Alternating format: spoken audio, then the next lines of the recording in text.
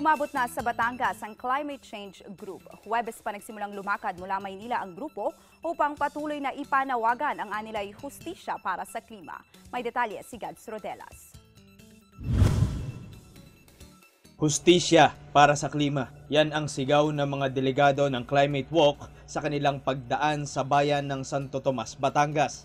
Ayon sa grupong ito, layo nila na sa loob ng 40 araw mula sa Maynila ay makarating ng Tacloban, Leyte sa pamamagitan ng paglalakad kung saan umano ang Tacloban ay siyang halimbawa na nasaksihan ng buong mundo ang epekto ng climate change dahil sa tinang pinsala ng bagyong Glenda.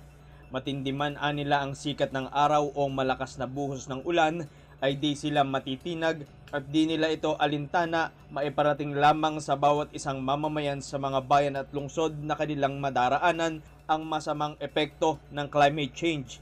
Isa dito ay ang pamamahagi ng pulyeto sa mga nagdaraang sasakyan sa lansangan. Pagsapit nila sa St. Thomas Academy bandang alas 4 ng hapon ay kaagad silang nagdaos ng isang maliit na programa. Matapos nito ay dito na rin sila magpapalipas ng magdamag at magpapatuloy sa kanilang paglalakad.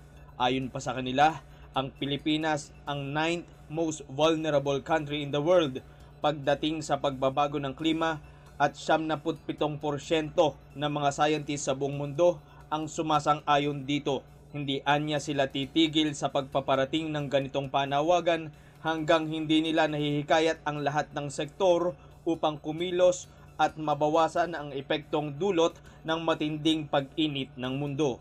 Mula dito sa Batangas, Gads Rodelas, Eagle News.